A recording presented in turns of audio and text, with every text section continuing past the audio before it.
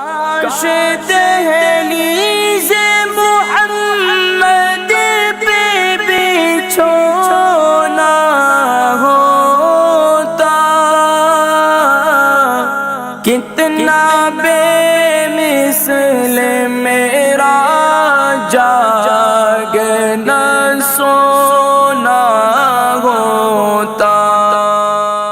آقا علیہ السلام نے ارشاد فرمایا سفر میں جاؤ تو ایک کو امیر بنا، اس کی اطاعت کرو، کامیابیاں برکتیں اترتی ہیں۔ آج ہمارے ہاں معاشرے کے اندر اس امیر کی وہ فوقیت نہیں رہی، آج یہ تو کتابی باتیں نظر آتی ہیں، عملی میدان کے اندر کچھ بھی نہیں ہے۔ بسم اللہ الرحمن الرحیم، اللہم صلی علی سیدنا محمد وعلی آل سیدنا محمد وبارک وسلم وصلی علیہ۔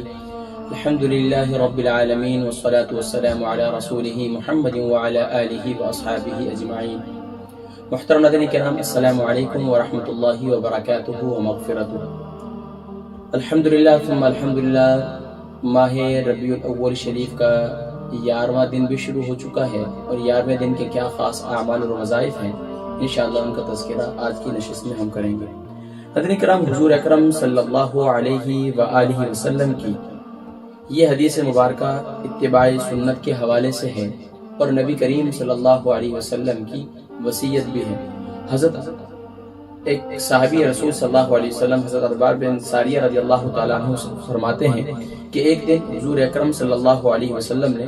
ہمیں نماز پڑھائی، اور پھر اپنا چہرہ انور کے ساتھ ہم لوگوں کی طرف متوجہ ہوئے، اور ایسا مؤثر وعظ فرمایا، یعنی کہ آقا علیہ السلام نے ایسا زبردست بیان فرمایا جس سے ہماری آنکھوں سے آنسو جاری ہو گئے اور دل کانپ گئے۔ ایک شخص نے، ایک صحابی رسول صلی اللہ علیہ وسلم نے عرض کیا کہ یا رسول اللہ صلی اللہ علیہ وسلم، آپ کا یہ وعظ تو ایسا معلوم ہوتا ہے جیسے کہ آپ کے جانے کا آخری وعظ ہوا کرتا ہے، یعنی کہ جیسے کہ دنیا والوں کے جانے کا آخری وعظ ہوا کرتا ہے، لہذا ہمیں کن باتوں کی تاکید فرماتے ہیں؟ تو آپ صلی اللہ علیہ وسلم نے فرمایا میں تمہیں اس بات کی وصیت کرتا ہوں، اللہ سے ڈرو اور امیر کی بات سنو اور مانو، اگرچہ وہ حبشی غلام ہو، کیونکہ تم میں سے میرے بعد جو بھی زندہ رہے گا وہ بہت سے اختلافات دیکھے گا۔ تو ایسی صورت میں میری ہدایت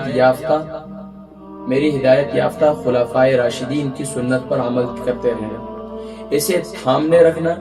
اور دانتوں سے مضبوطی سے پکڑے رکھنا، اور نئی نئی باتوں سے بچنا، کیونکہ آقا علیہ السلام نے ارشاد فرمایا کہ دیکھیں پیارے کریم آقا علیہ السلام کیا ارشاد فرما رہے ہیں، شروع کی بات پر غور کریں کہ اپنے امیر کی اطاعت کریں، چاہے وہ حبشی غلام ہی کیوں نہ ہو۔ آج کہاں ہے امیر؟ آج تو گھر کے اندر گھر کے سربراہ کی بات کوئی نہیں مانتا، آج امیر کہاں ہے؟ آقا علیہ السلام نے ارشاد فرمایا سفر میں جاؤ تو ایک کو امیر بنا، اس کی اطاعت کرو، کامیابیاں برکتیں اترتی ہیں، امیر کوئی بھی ہو۔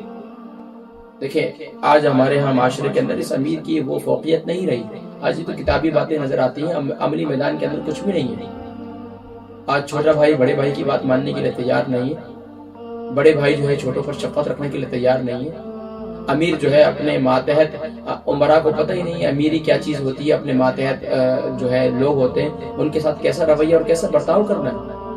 تو یہ وہ کانسیپٹ ہے جو آقا علیہ السلام نے دیا کہ صحابہ رضوان اللہ تعالیٰ علیہ اجمعین فرماتے ہیں کہ ایسا واعظ فرمایا کہ ہمارے آنکھوں سے آنسو جاری ہو گئے اور ہمارے دل کانپ اٹھے۔ تو ایک صحابی رسول صلی اللہ علیہ وسلم نے عرض کیا ہمیں تو ایسا معلوم ہوتا ہے جیسے کہ آپ کا یہ آخری واعظ ہے۔ تو آقا علیہ السلام نے پھر انہوں نے فرمایا کہ یا رسول اللہ صلی اللہ علیہ وسلم ان باتوں ساری باتوں کا اس میں سے کچھ باتیں ارشاد فرمائیں۔ تو آقا علیہ السلام نے پھر ارشاد فرمایا کہ میں تمہیں وصیت کرتا ہوں کہ اللہ سے ڈرو اور میرے بعد جو ہے امیر کی اطاعت سنتے رہنا، امیر کی اطاعت کرتے رہنا، اور فرمایا کہ چاہے وہ حبشی غلام نہ ہو، اور فرمایا کہ میرے دنیا سے جانے رحلت فرمانے کے بعد، پردہ فرمانے کے بعد تو بڑے بڑے جو ہے وہ اختلافات دیکھو گے۔ آج دیکھیں چھوٹی چھوٹی سی بات پر آپ فیس بک پر دیکھ لیں، یوٹیوب پر دیکھ لیں، ہر جگہ پر دیکھ لیں، چھوٹی چھوٹی بات پر مسلمانوں میں تفریق، مسلمانوں کے درمیان دوریاں، سیکٹر در سیکٹر، سیکٹر در سیکٹر۔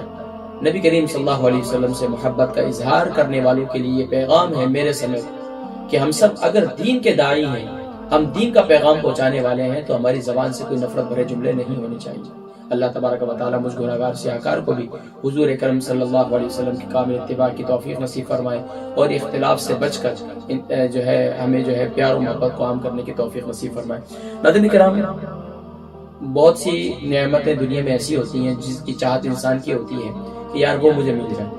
ہر ایمان والے کی چاہت ہے۔ تو بتقاضا بشریت انسان ہونے کے ناطے بہت سی جائز ضروریات ہوتی ہیں، جائز حاجات ہوتی ہیں، جائز نعمتوں کو حاصل کرنے کا دل چاہتا ہے، تو اس میں کوئی مذائقہ نہیں ہے۔ اللہ تبارک و تعالیٰ نے سبحان اللہ یہ جو پیاری آیہ مبارکہ ہے جو میں بتانے جا رہا ہوں انشاءاللہ، حصول نعمت کے لیے، چاہے حصول اولاد ہو یا حصول دنیا کے اندر کوئی بھی اسباب ہو، ان کے لیے متلاشی لوگوں کے لیے وہ نعمت جائز نعمت ہے، تو اس کے حصول کے لیے سبحان اللہ یہ قرآن مجید فرقان حمید کی یہ پیاری آیہ مبارکہ ہے، سورہ قصص آیت نمبر 24، سورۃ القصص آیت نمبر 24۔ بسم اللہ الرحمن الرحیم، رب انی لما انزلت الی من خیر فقیر، رب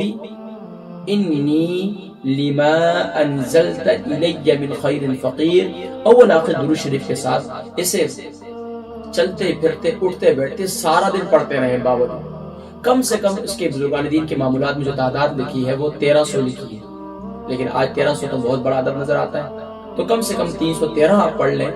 اور یہ بدری عدد کہلاتا ہے، تو 313 کر لیں اور زیادہ سے زیادہ 1300 کر لیں، اور دن بھر جو ہے بابدو رہ کر اس کو پڑھتے رہیں۔ حصول نعمت کے لیے چاہے عزت چاہتے ہیں، چاہے شہرت چاہتے ہیں، ترقی چاہتے ہیں، جو بھی چاہتے ہیں نعمت اللہ کریم عطا فرمائے۔ اچھا، وہ لوگ جو خاص طور پر سب سے بڑی نعمت اور سب سے بڑا تحفہ کیا ہے؟ وہ نماز ہے۔ تو نماز سے متعلق وہ خاص تحفہ ہے، جو لوگ یہ چاہتے ہیں کہ نبی کریم صلی اللہ علیہ وسلم کی آنکھوں کی ٹھنڈک نماز کو اپنے زندگی کا کامیاب وظیفہ بنا لیں، کامیاب عمل بنا لیں، تو اس کے لیے انشاءاللہ العزیز 12ویں ربیع الاول شریف کے جو خاص عمل ہیں انشاءاللہ وہ ذکر کریں گے۔ تو آج ماشاءاللہ 11ویں ربیع الاول شریف تھی، اس کے خاص عمل جو ہے وہ آج کی نشست میں ہم نے کیا۔ اللہ تبارک و تعالیٰ مجھ گناہگار سیاہکار کو بھی کہنے اور سننے سے زیادہ عمل کرنے کی توفیق نصیب فرمائے، اور اس ربیع الاول شریف کے اندر جو ہم نے کوشش کی کہ ہم اپنے کردار کو، اپنے رویے کو بہتر کریں، تو آپ سے بھی دعاؤں کی درخواست ہے، اللہ کریم مجھ گناہگار سیاہکار کو بھی اپنی زبان اور ہاتھ سے ہر مسلمان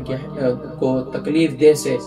دینے سے محفوظ فرمائے، کیونکہ آقا علیہ السلام نے ارشاد فرمایا کہ من سلم المسلمون من لسانہ و یدہ، مسلمان کی شان یہ ہے کہ جس کی زبان اور ہاتھ سے دوسرا مسلمان محفوظ رہے۔ اپنی دعاؤں میں یاد رکھیے گا انشاءاللہ 12 ربیع الاول کی کیا خاص اعمال اور وظائف ہیں، انشاءاللہ ہم کا تذکرہ اگلی نشست میں کریں گے۔ السلام علیکم ورحمۃ اللہ وبرکاتہ۔